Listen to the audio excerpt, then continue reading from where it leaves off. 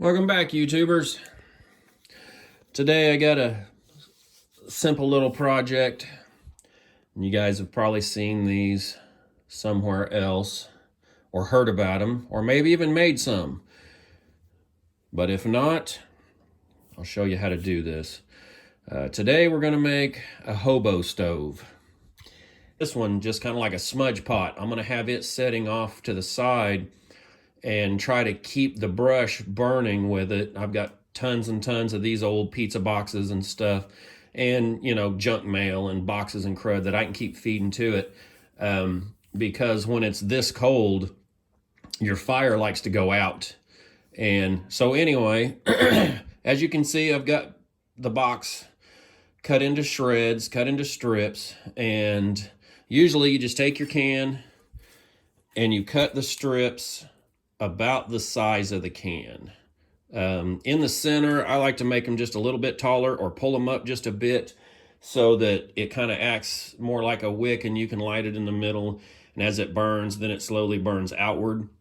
You can use any can, and this is a fairly large can, but the ones that are short and wide or short and fat seem to work better.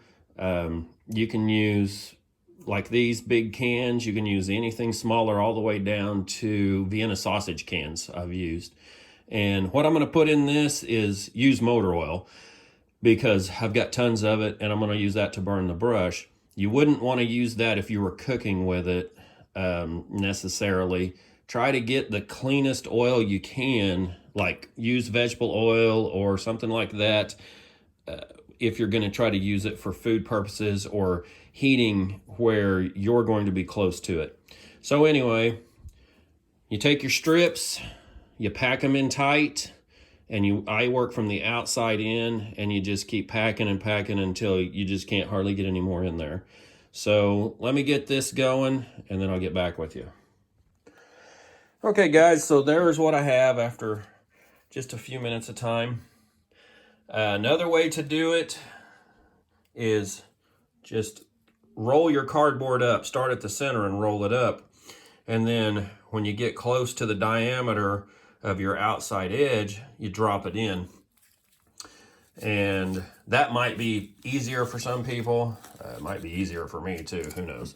But anyway, so I've got this piece left. Now I just have to kind of work it down in there, which is hard to do with one hand.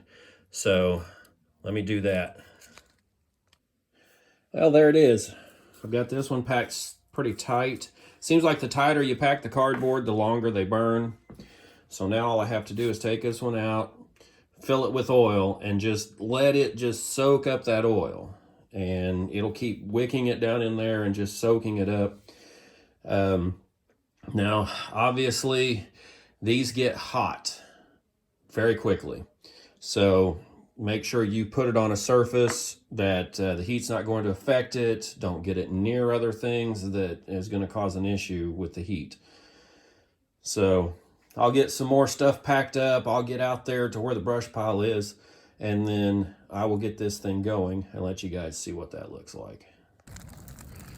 Well, as promised, here I am burning the brush pile. A little bit windy out here.